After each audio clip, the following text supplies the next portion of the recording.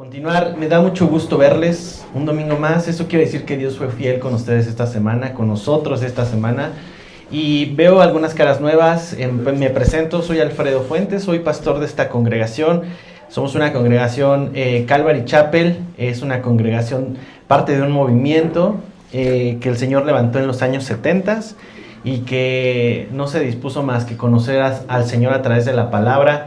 Estudiamos la Biblia verso a verso, capítulo a capítulo. Consideramos que en ella está toda la sabiduría del consejo de Dios y por eso cada domingo venimos, estudiamos una porción de la palabra, meditamos en nuestro corazón sobre ella y respondemos a este conocimiento a través de una vida que agrada al Señor. Entonces, nuestro propósito como iglesia, son 3 propósitos que tiene la iglesia y queremos cumplir nosotros con ellos. El primer propósito es darle honra y gloria a Dios. ¿Cómo? Con nuestras vidas, con una vida, como dice Romanos 12:1, que es el culto racional, una vida que agrada a Dios, y buscamos darle honra y gloria a través de eso. Pero un propósito número 2 es edificarnos unos a otros. El hecho de las congregaciones tiene ese sentido, que podamos ejercer nuestros dones espirituales y que podamos edificarnos unos a otros. Eso lo dice en Efesios. Él ha instituido diferentes ministerios justo para eso. Pero el tercer propósito, y no menos importante, es alcanzar al perdido. La iglesia tiene ese propósito, atraer a los pies del Señor a aquellas personas que han de ser salvas. Y entonces es nuestra oración que el Señor vaya añadiendo a esta congregación aquellos que han de ser salvos, como lo vemos en Hechos. Entonces, esta comunidad que tú ves aquí, pues bueno, estamos muy contentos de recibirte y pues vamos a prepararnos para estudiar la palabra del Señor. Estamos en el capítulo número 5 de la primera carta de Juan. Está ahí en la última parte de la Biblia. A la carta, entonces, en primera de Juan, capítulo 5.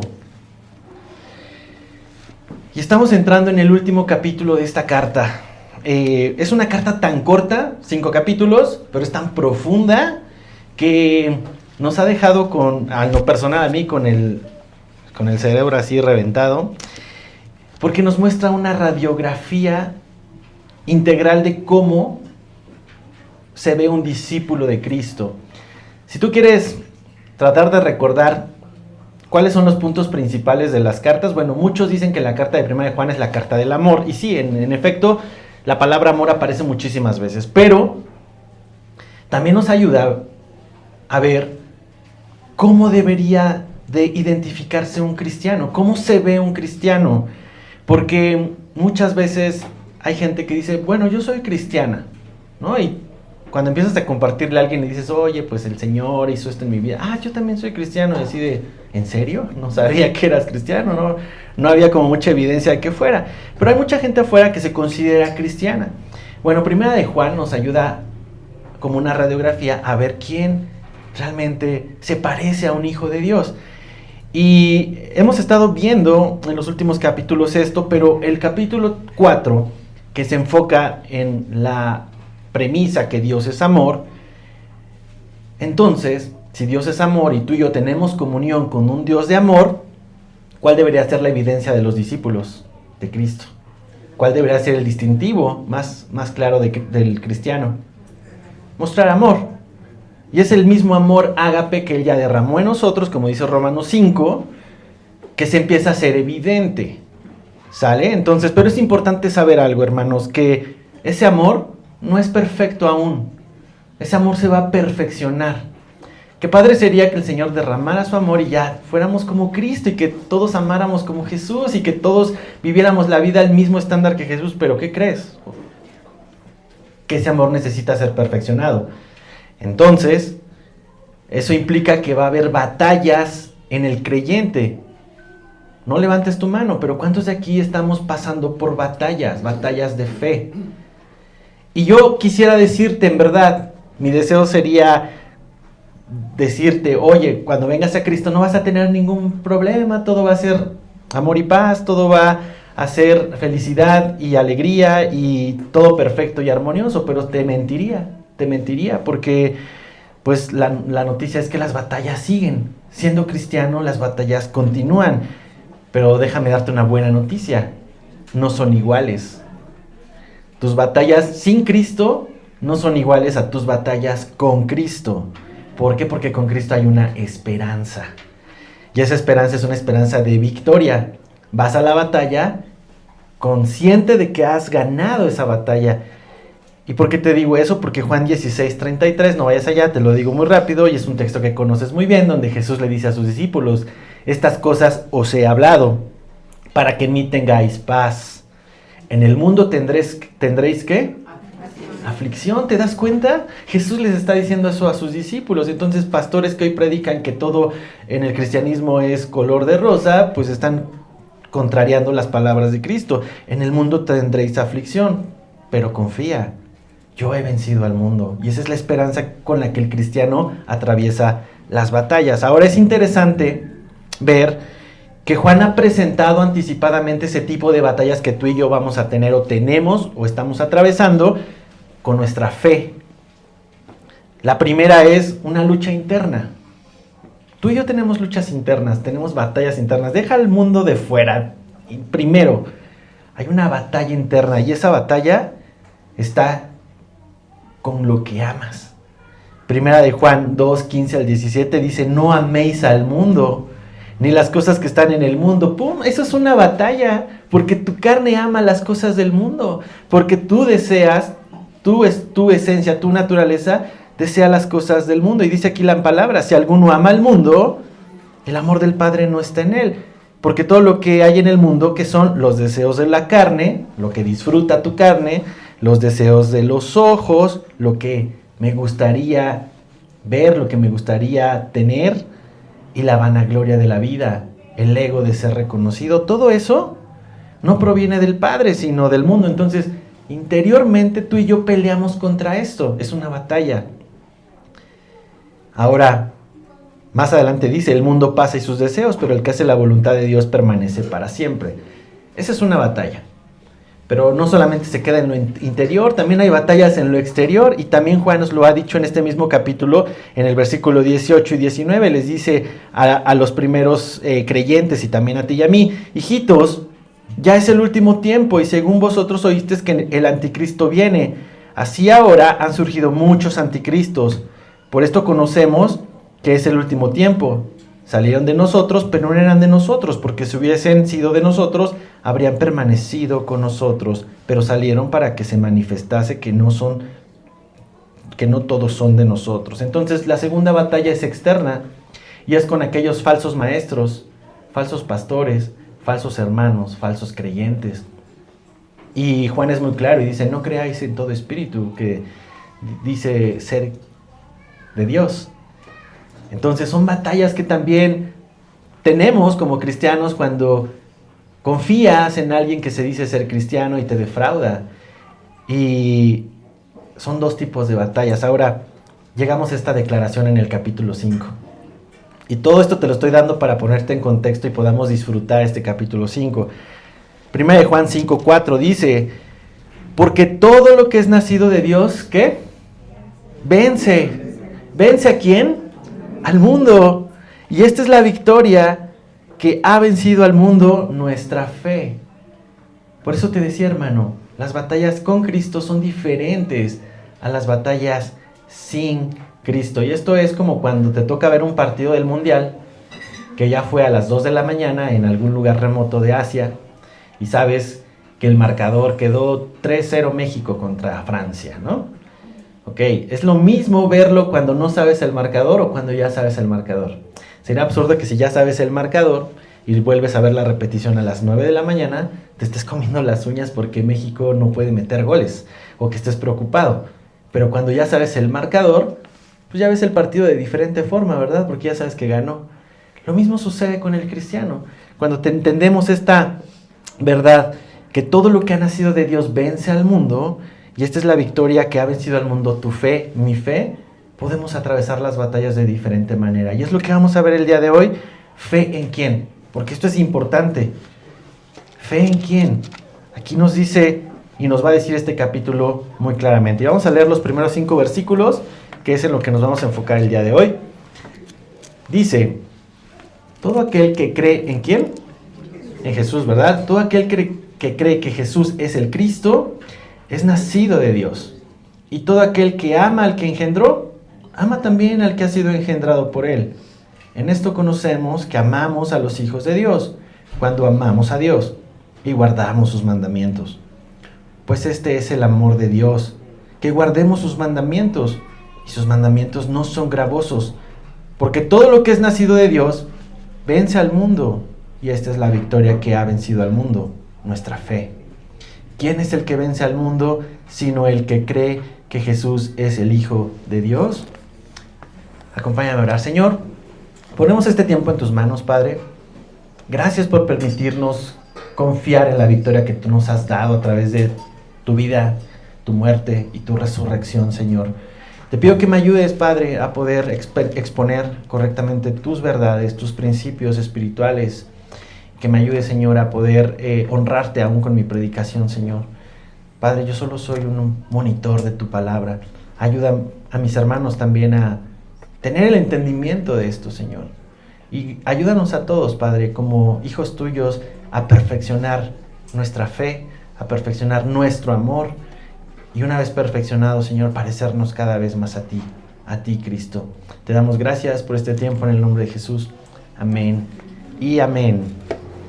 Mis hermanos, ninguno de los que estamos aquí, a reserva de que alguien diga yo sí, iniciamos algo con el propósito de perder. ¿Estás de acuerdo que nadie abre un negocio con el propósito de quebrarlo? Ni tampoco nadie se casa para experimentar qué se siente divorciarse, ¿verdad?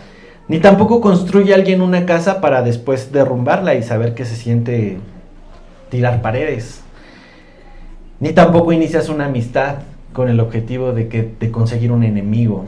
Hermanos, cualquier aventura que tú y yo emprendemos siempre tiene como un propósito ganar, nunca perder.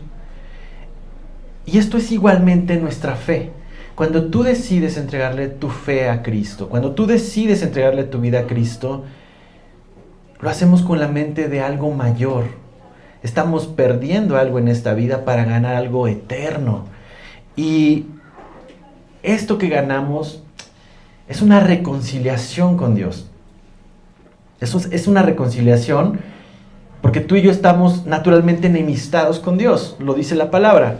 Entonces, cuando tú aceptas a Cristo, eres reconciliado con el Padre, y esa reconciliación te da un nombramiento, te da una posición donde ahora eres llamado hijo de Dios.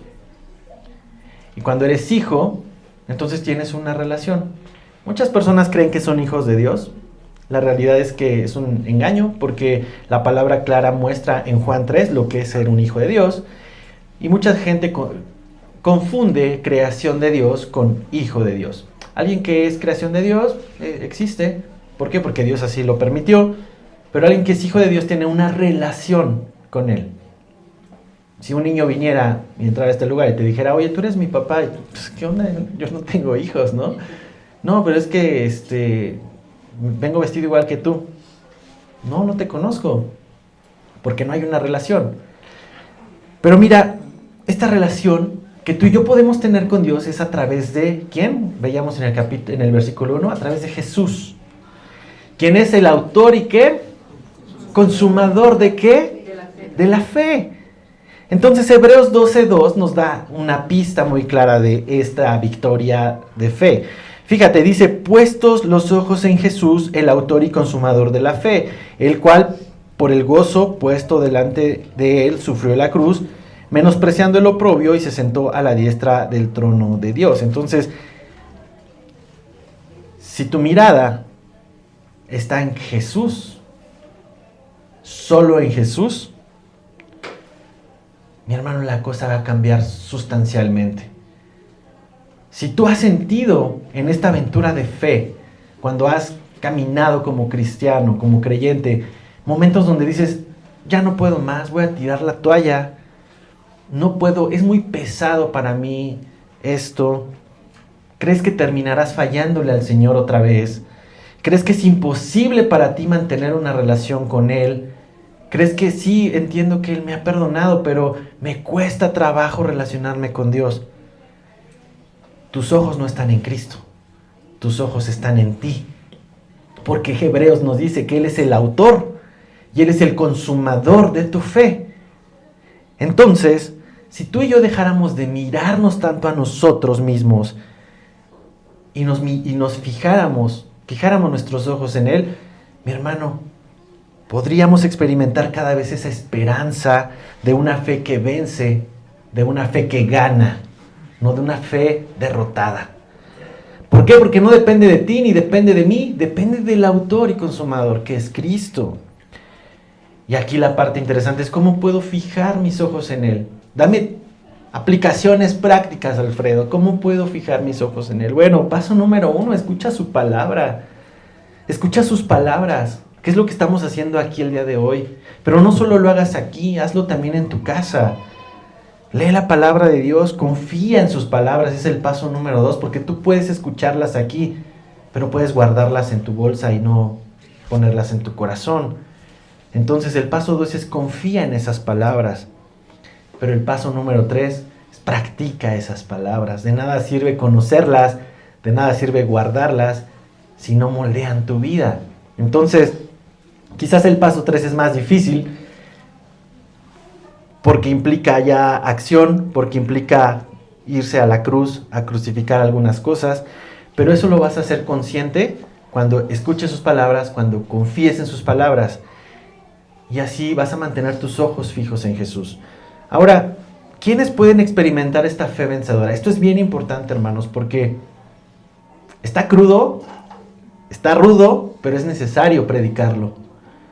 Dice aquí, capítulo 5, versículo 1, todo aquel que cree. Nos habla de una condición, nos habla de dónde debe de estar aquel que tiene una fe que vence.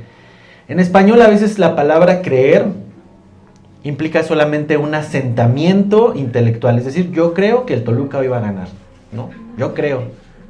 No, dijeron por ahí amén, ¿verdad? Tú puedes creer muchas cosas, pero la realidad puede ser otra. El creer para nuestro idioma puede estar bastante limitado porque se puede percibir únicamente como asentar. Sí, yo creo que esa silla me aguanta. Pero la palabra que ocupa el texto original, que es la palabra pisteón, tiene un significado más profundo, que habla de una confianza activa, de una dependencia, de un compromiso. No solamente es creer que esa silla me puede aguantar si me siento. La palabra creer aquí es que voy y me voy a sentar en esa silla y esa silla me va a aguantar. Fíjate, lo voy a ejemplificar así. Ahorita te estoy diciendo que esa silla me puede aguantar, pero ¿cómo voy a probar que esa silla me aguanta?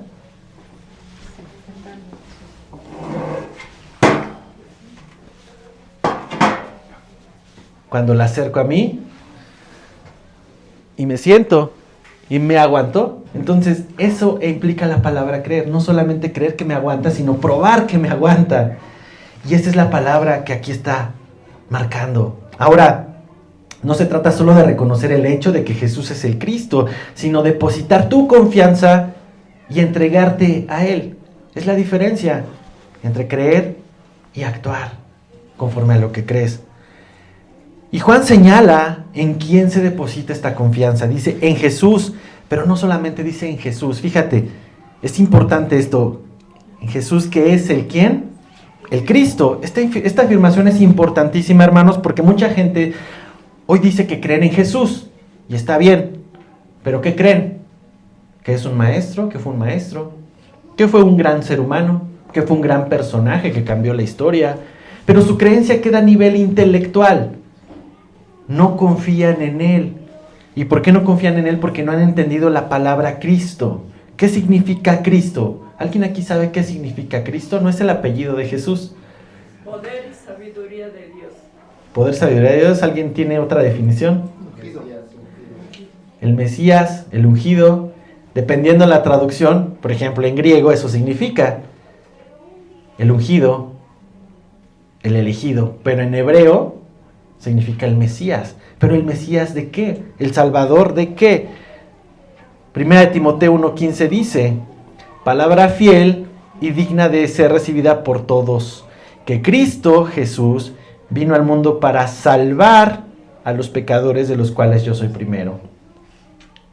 Tu confianza en Cristo va a tomar esta acción cuando tú crees en tu corazón que Cristo es el Mesías, el Salvador. ¿Pero el Salvador de qué? De tu gran problema, de tu cáncer espiritual llamado pecado. Ahora, una fe vencedora parte de 3 cosas. Número 1, de reconocer, de saber esto que yo estoy explicándole a ustedes. Parte de ahí, de conocer lo que la palabra de Dios dice. Número 2, de confiar en ello, de decidir confiar en ello. Y número 3, de entregarse, de actuar, de vivir conforme a. Entonces, hermanos, esa fe vencedora es la que vino a salvarnos de ese cáncer espiritual llamado pecado. Y por eso mucha gente cree en Jesús, pero no cree en Jesús el Cristo. Porque no ha entendido que no solamente es una figura emblemática de la fe, sino es quien ha venido a solucionar un problema llamado pecado. Y esa fe, y mira, me estoy pausando un poquito, y dices tú, no hemos avanzado mucho, pero es importante que entiendas quién puede tener esta fe vencedora, porque, hermanos, esta fe que confía y se entrega produce algo increíble, que más adelante lo dice el texto. Es nacido de Dios. Fíjate, todo aquel que cree que Jesús es el Cristo, lo que produce es esto, el nuevo nacimiento. Es nacido de Dios. Y todo aquel que ama al que engendró, porque vamos a hablar un poco de este tema. Sé que para muchos ya lo vimos en Juan 3, pero es importante, hermanos, que podamos cada vez estar seguros de nuestro nuevo nacimiento. Jesús explicó esto a Nicodemo en Juan 3 sobre la necesidad de un nacimiento espiritual. Pero ¿cómo sucede? ¿Cómo sucede? Nicodemo tenía preguntas. ¿Me es necesario volverme a meter al vientre de mi madre? No, lo que estamos viendo aquí es que cuando tú depositas tu fe en el poder salvador del Cristo, que es Jesús, el Espíritu Santo entra en nuestros espíritus, en nosotros, y nos comienza a regenerar y comienza a hacer una obra de transformación a la imagen de Cristo. El Espíritu Santo está con nosotros, convenciéndonos de pecado. Cuando tú aceptas, está en nosotros, haciendo una obra de transformación, y cuando está en nosotros empieza a rebosar sobre nosotros. ¿Para qué? Para ser testigos de Él. Esa es la obra del Espíritu Santo, y eso sucede únicamente cuando ha nacido de nuevo la persona. Creer intelectualmente en Jesús no produce el nuevo nacimiento, no lo produce. Lo que lo produce es confiar en Él, entregarse en Él para estar con Él. Eso sí lo produce. Segunda de Corintios 5:17, un texto muy conocido para todos. De modo que si alguno está ¿en dónde? ¿Qué posición? En Cristo. ¿Cuál es el efecto? Nueva criatura es. No dice, de modo que si alguno cree intelectualmente. No, es estar. Estar significa que ya creíste y que ya actuaste. El efecto es una nueva criatura. Y dice, las cosas viejas pasaron y he aquí, todas son hechas nuevas. Muchos desean que las cosas viejas pasen. Muchos desean que vengan las cosas nuevas. Pero sin nacer de nuevo eso es imposible, hermano. Por eso hay mucha fe derrotada. Porque muchos ponen la esperanza en un Jesús que no es el Jesús de la palabra, no es el Cristo. Y entonces ponen la fe en un Jesús que les va a resolver sus problemas económicos. Un Jesús que les va a resolver una relación. Un Jesús que les va a resolver las banalidades de este mundo. ¿Y qué pasa? ¿Cómo no ha nacido de nuevo? Porque no ha puesto la fe. Es una fe derrotada, tristemente. Y por eso es vital comprender, hermano, que una fe vencedora parte de aquel que ha nacido de Dios. Ha nacido de Dios. Ha nacido de nuevo. Ahora la pregunta es, ¿cómo sé si ya nací de nuevo? Ya me empecé a preocupar, ¿no?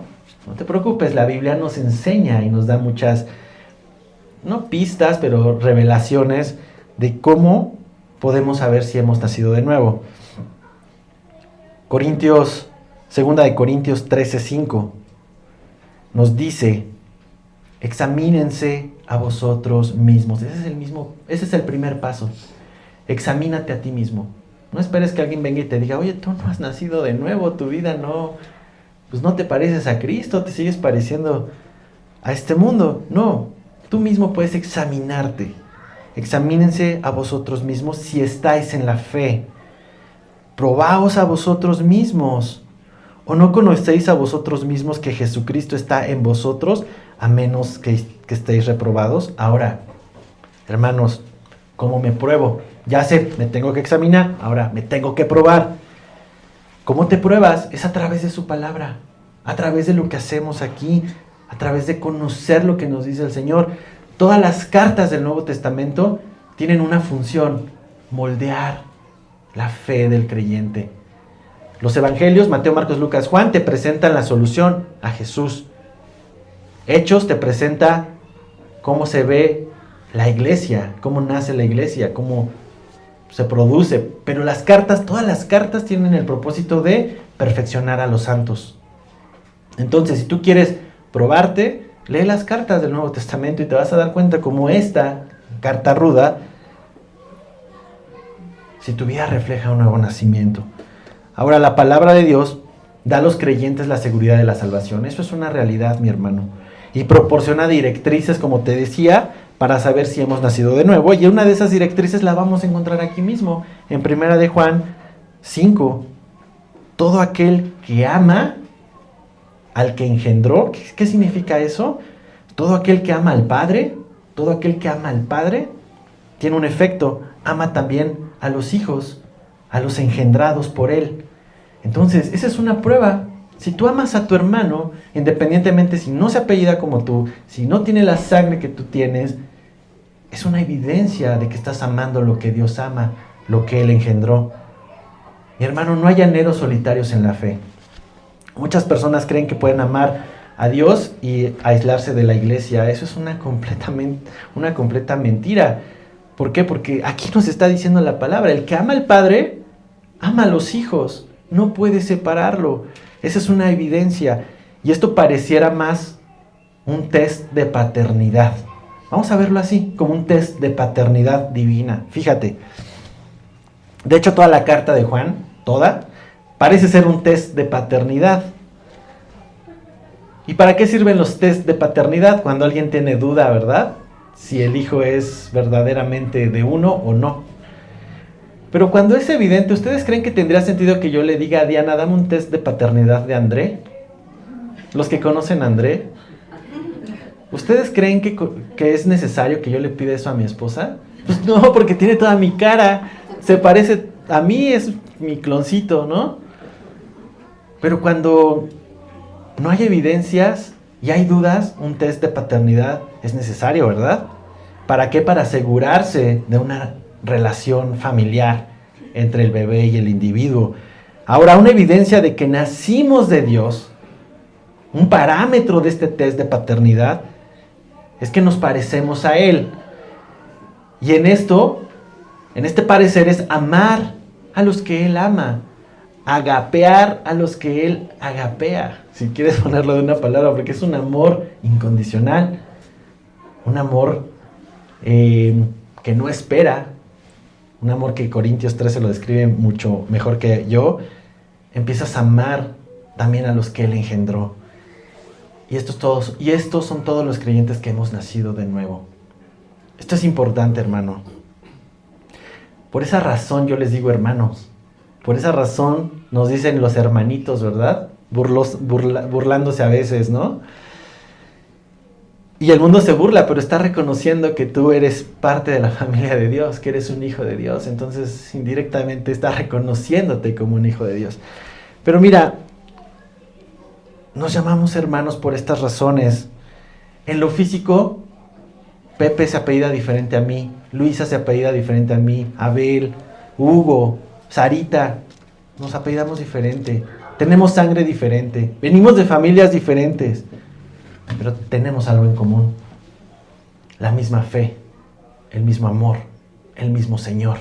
y eso nos hace hijos de Dios. Y esa verdad es que nos hace llamarnos hermanos unos a otros. Y este es el terreno, hermano, donde el cristiano puede ejercer el amor. No hay raza, no hay clase, no hay cultura, ni idioma, ni ninguna otra cosa, sino un nacimiento en común en Cristo, nuestro Señor. Ahora, hermano, creo que profundicé mucho en este versículo 1, pero es importante que sepas esto. Es importante que tú te examines si has nacido de nuevo. Es importante que si escuchas esto puedas probarte conforme a la palabra, no a lo que dice Alfredo, no a lo que te dice el vecino, es conforme a lo que te dice la palabra para saber si has nacido de nuevo. Y si no lo has hecho, pídele al Señor, confía en Él, el ejemplo de la fe, actúa conforme a lo que crees. Y versículo 2 dice, en esto conocemos que amamos, en esto sabemos que amamos a los hijos de Dios, cuando amamos a Dios, y añade otro parámetro al test. ¿Cuál es? Guardamos sus mandamientos. Mi hermano, aquí parecería como el juego del huevo o la gallina. ¿Qué es primero, amar a Dios y luego amar a los hermanos? ¿O amar primero a los hermanos para saber si amamos a Dios? Son acciones conectadas en un loop infinito, no antecede una a la otra, simplemente son naturales, pero son funcionales. Tú amas a Dios porque amas a tu hermano y amas a tu hermano porque amas a Dios. No hay más que discutir, pero añade otro parámetro, como te decía, que es guardar sus mandamientos. Eso es obedecer sus mandamientos. Entonces, haber nacido de Dios, número 1, tenerlo como padre, número 2, nos va a dar la clase de amor con la que Él ama a sus hijos. Y esa clase de amor nos conduce a algo que se llama obediencia. Obediencia a sus instrucciones. A veces hay gente que quiere obedecer a Dios sin amarle. Eso es absurdo. Trata de obedecer a alguien que no quieres. Va a ser dolorosísimo. Jesús puso este parámetro descriptivo, y esto es importante, porque describe a los que le amamos. Juan 14:21 dice así: el que tiene mis mandamientos y los guarda, ese es el que me ama. Y el que me ama será amado por mi Padre, y yo le amaré y me manifestaré a él. Lo que está pasando en este texto es, Jesús no está condicionando a los discípulos. Jesús está describiendo cómo se ven los discípulos. El que tiene mis mandamientos y los guarda, es evidente que ese es el que me ama. Se trata de cómo se ve, no se trata de cómo obtenerlo. Muchas veces la religión te pone estos parámetros para tratar de ser hijo de Dios. No, es descriptivo, siempre va a ser descriptivo. Porque obedecer sin amar es legalismo, es hipocresía. Mucha gente lo hace, obedece a Dios sin amarle. Sigue las instrucciones de la palabra sin amarle. ¡Qué doloroso es! No es sostenible, termina con una fe derrotada. Pero también, mi hermano, amar o decir amar a Dios sin obedecerlo es un autoengaño y sigue siendo igual de hipócrita que un fariseo. Entonces, es lo que nos está diciendo Juan aquí. En esto conocemos que amamos a Dios y amamos a los que Él ama cuando guardamos sus mandamientos. Versículo 3, pues este es el amor a Dios. Una vida que obedece y sigue sus instrucciones. Fíjate, dice que guardamos sus mandamientos y sus mandamientos no son gravosos. Y este es un tema de congruencia, hermano. Fíjate, porque no se trata de requisitos, no se trata de decir que amas a Dios, se trata de vivir como Dios vive, amando a su pueblo. ¿Cuáles son sus mandamientos? Porque muchos erróneamente creen que son prohibiciones, ¿no? Muchos dicen, ya te hiciste cristiano, ya no vas a poder. No haces esto, no haces esto, no haces esto, no. El evangelio del no, porque es no puedes hacer nada. Jesús dejó claro sus mandamientos en Mateo 22, y acompáñame allá, Mateo 22, 33 al 40. Vamos a ver cuáles fueron los mandamientos que Jesús dijo, porque hoy muchas religiones ponen losas sobre los creyentes de qué tienen que hacer para que Dios les ame, o qué tienen que hacer para ser parte de la organización. Y fíjate, es una charla entre Jesús y los fariseos lo que sucede aquí. Y le dice en Mateo 22, 34 al 40, creo que en pantalla está 1 Juan todavía, pero Mateo 22, 34 al 40, dice que entonces los fariseos, oyendo que había hecho callar a los saduceos, ¿quién? Jesús, se juntaron a una, y uno de ellos, intérprete de la ley, preguntó por tentarle, diciendo: Maestro, ¿cuál es el gran mandamiento en la ley? Jesús les dijo: amarás al Señor tu Dios con todo tu corazón y con toda tu alma y con toda tu mente. Este es el primer y gran mandamiento. Y el segundo es semejante: amarás a tu prójimo como a ti mismo. Y fíjate este veredicto increíble. De estos dos mandamientos depende toda la ley. Si tú cumples estos dos mandamientos, amar a Dios con todo tu ser, mente, alma, cuerpo, todo, y amas a tu prójimo como a ti mismo, estás cumpliendo la ley. Y dices tú, ¿cómo? ¿Solo dos? ¿Y dónde quedó el no matarás? ¿Dónde quedó el no robarás? El no adulterarás? Cuando tú amas a tu hermano, no vas a hacer las cosas que lastiman a tu hermano. No le vas a robar, no vas a traicionar, no vas a golpear, no vas a levantar falso testimonio. Con esos dos mandamientos se cumple toda la ley. Entonces, tú podrías decir, bueno, pues si se trata solo de amar, pues entonces no suenan tan gravosos. Y eso es lo que dice aquí Juan. Y sus mandamientos no son gravosos. Pero tú puedes decir, ¿qué es gravoso? Porque es una palabra que a lo mejor la vinculamos más con el SAT, ¿verdad? Y sus gravámenes. Pues así de doloroso es. Pero no es aquí el caso. No es una carga, no es difícil, no es pesada. Es lo que nos está diciendo Juan. Y tú podrías decir, pero ¿cómo se atreve Juan a decir esto si sí son gravosos? Sus mandamientos son gravosos, ¿no? Muchos dicen que ser cristiano es difícil. Muchos dicen, no, yo no me acerco a eso porque no puedo. Es algo difícil. Déjame arreglar primero mis problemas y ya que los tenga medio resueltos, vengo. Porque va a ser una carga más. Algunos creen eso. A menudo escuchamos este mensaje, personas que se van de las congregaciones y dicen que se van porque ser cristiano no es para mí, es muy difícil, me fastidia, me caen mal los hermanos, me incomoda la Biblia. Pero mira, para alguien que no ha nacido de nuevo es natural. Pero para quienes hemos nacido de Dios, sus mandamientos nunca van a ser fastidiosos porque le amamos. ¿Te das cuenta? No es pesado porque le amamos. Ahora tú dices, yo quiero eso. ¿Cómo lo hago? Como decía Nicodemo, ¿cómo puedo nacer de nuevo? Hermano, ahí está la clave. Si naces de nuevo, los mandamientos no van a ser gravosos. Míralo de esta forma. Quiero explicártelo para tratar de ser muy claro en esta verdad espiritual. ¿Tú sabías que la ley obliga a los padres a cuidar y a proteger a sus hijos? Estamos obligados a dar alimento, estamos obligados a dar salud, estamos a mantener la salud, obligados a darles educación, estamos obligados a cuidarlos. Esas son las obligaciones de tener la famosa patria potestad. Tenemos derechos, sí, pero tenemos obligaciones. E incluso el artículo 4 de la Constitución, el Estado se compromete a velar por los intereses de los menores. Si los padres no cumplen, ¿qué pasa? Se los quita el DIF. Y a veces llegan a encarcelar a los padres cuando hay un incumplimiento brutal de este artículo. Ahora, ¿cuántos de aquí son papás? Levanten la mano. A ver, vamos a ver. Hay muchos papás, entonces la mayoría me va a entender. Los que no, Dios les va a permitir en algún momento, si gustan, si no, van a experimentarlo de otra forma. Pero los que son papás aquí, ¿cuántos aman a sus hijos, alimentan a sus hijos, le dan salud a sus hijos, los educan y los protegen solo para cumplir la ley establecida en la Constitución? ¿Quién de aquí hace eso? Nadie, ¿verdad? Ah, caray. ¿Por qué cumplimos la ley entonces? Porque amamos a nuestros hijos, ¿te das cuenta? No es gravoso alimentarlos, no es gravoso cuidarlos porque les amamos. Ahora obedecemos esta ley no porque nos obligue el Estado.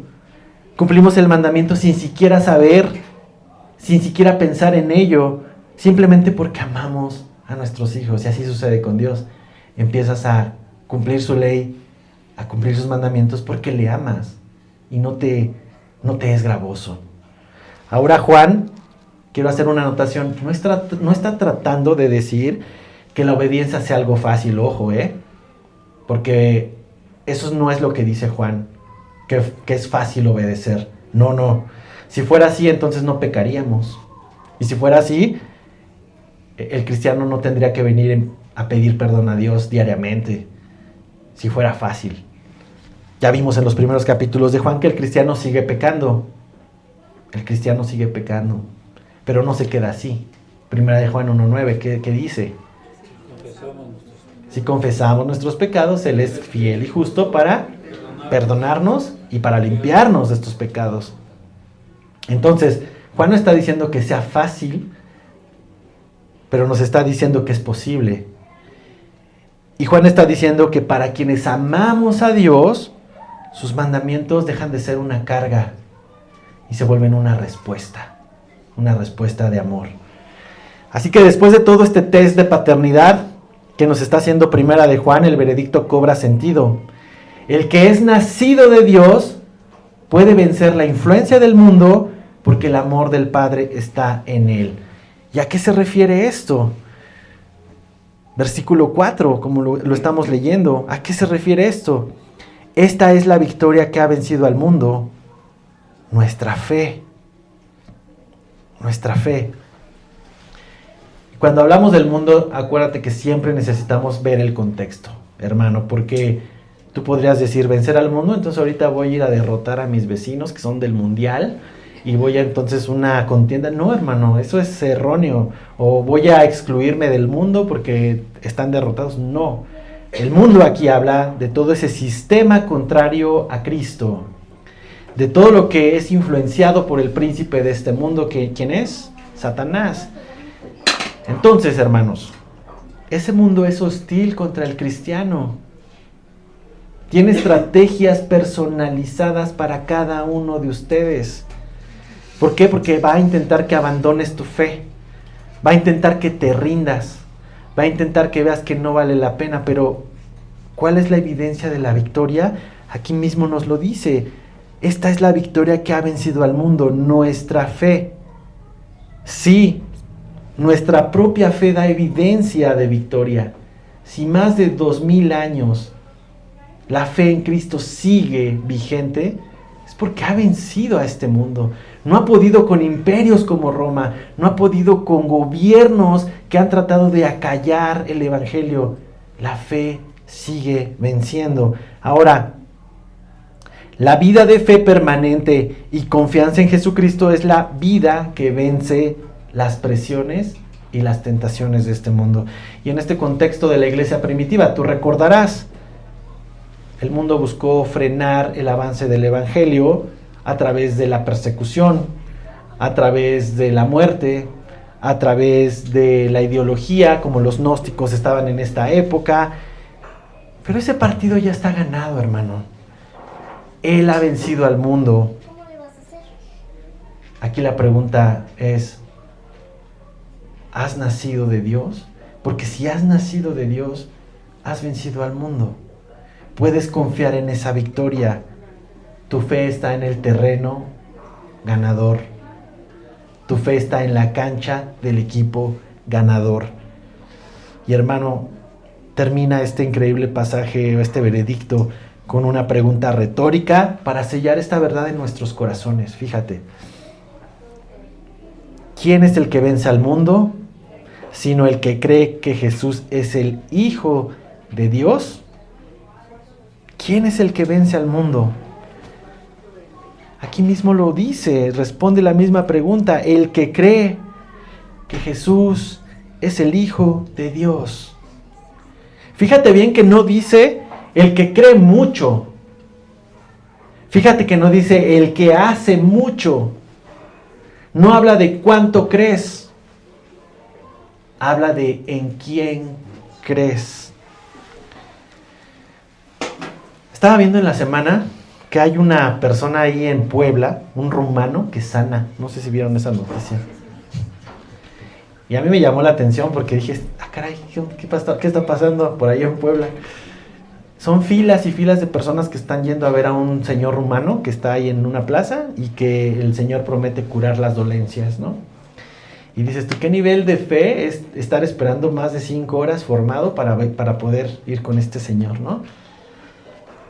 Y no solo eso, ves las procesiones que salen de aquí cada diciembre o cada febrero hacia la basílica, o las procesiones a Chalma, y ves la cantidad de fe de estas personas y dices, wow, o sea, están dispuestos a padecer por obtener algo.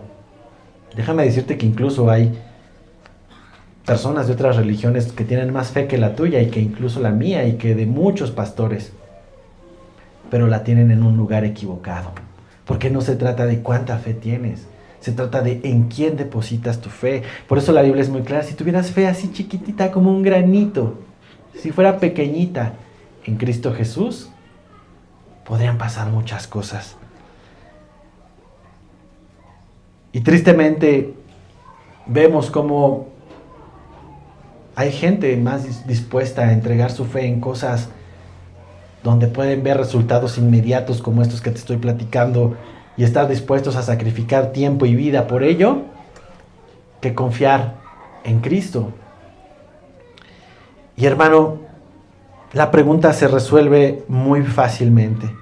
¿Quién es el que vence al mundo? Aquel que cree en Jesús. Vencemos porque somos nacidos de Dios. Y somos nacidos de Dios porque creemos que Jesús es el Cristo. Jesús es el Hijo de Dios. Si hoy tu partido de la fe lo vas perdiendo por goliza, 5-0, contra el mundo, y te está apedreando el rancho, como dicen por ahí, pero tu fe está en Cristo, tú estás seguro que has nacido de nuevo, déjame decirte que ese partido acabará 6-5. La vuelta se va a dar. Puedes tener esa seguridad de la victoria. ¿Por qué te digo esto, hermano? Porque en el mundo tendréis aflicción, te están goleando, pero tranquilo, ten paz. Yo he vencido ya al mundo. Romanos 8:31, y con esto quiero cerrar esta verdad sobre la fe que vence. De hecho, la Biblia, en la Reina Valera, el título de esta porción se llama La fe que vence al mundo. La fe que te ayuda a vencer todos esos momentos, esas batallas que tratan de quitar tus ojos de Cristo. Dice Pablo en Romanos 8, versículo 31, ¿qué pues diremos a esto? Si Dios es por nosotros, ¿quién contra nosotros? ¿Te das cuenta, hermano? A veces, tristemente, algunas iglesias malentienden la victoria en cosas banales. Pero nuestra mayor lucha, como te decía, primero es interior, de amar a Dios y dejar de amar al mundo. Y a veces dices, la voy perdiendo, sigo siendo atraído a esto. ¿Qué pues diremos a esto? Si Dios es por nosotros, ¿quién contra nosotros? Asegúrate, hermano, de haber nacido de Dios. Esa es la garantía de que esta batalla ya está ganada. Y más adelante, en el versículo 35 de Romanos 8, el apóstol Pablo declara esta victoria que tú y yo hoy podemos abrazar en estas batallas de fe que podemos estar atravesando. Y dice así: ¿quién nos separará del amor de Cristo? ¿Tribulación, o angustia, o persecución, o hambre, o desnudez, o peligro, o espada? ¿Alguna de esas luchas estás pasando? ¿Estás padeciendo alguna de estas que se mencionan aquí? Dice aquí, como está escrito, por causa de ti somos muertos todo el tiempo. Por causa de nuestra fe estamos siendo atacados, estamos siendo muertos todo el tiempo. Somos contados como ovejas de matadero. Pero me encanta esta porción victoriosa. Antes, en todas estas cosas, somos más que vencedores por medio de aquel que nos amó. No depende de ti. Depende de aquel que nos amó, por lo cual entonces sí podemos estar seguros, tú y yo y todos los que hemos nacido de nuevo, que ni la muerte, ni la vida, ni los ángeles, ni los principados, ni las potestades, ni lo presente, ni lo porvenir, ni lo alto, ni lo profundo, ni ninguna otra cosa creada nos podrá separar del amor de Dios que es en Cristo Jesús, Señor nuestro. ¿Cuántos dicen amén? ¿Cuántos creen esta verdad, hermanos? Porque esta es la fe que vence al mundo. Esta es la fe que te da la victoria en tus batallas, en tus tribulaciones, en tus persecuciones, en tu hambre, en tu desnudez. Antes de todas estas cosas, somos más que vencedores. Y esta es la verdad. Esta es la verdad que nos da la certeza que los que somos hijos de Dios, nada ni nadie nos podrá separar de su amor. Y puedes vivir con esta confianza, hermano. Pero hoy, si tú has creído en Jesús intelectualmente, has escuchado de Jesús por mucho tiempo, ubicas bien las parábolas, ubicas bien los sermones, pero tu vida no ha dado el paso de tomar esa fe y llevarla a la decisión de tu corazón y permitir que el Espíritu transforme tu vida. Examínate y evalúa si has nacido de nuevo, porque si no has nacido de nuevo estás en un terreno peligroso, hermano. Y eso es lo que Juan nos está presentando. La fe que vence al mundo es de aquellos que han nacido de Dios, que tienen a Dios. Te voy a invitar a que te pongas de pie y vamos a orar y pedirle al Señor que nos ayude con esta verdad.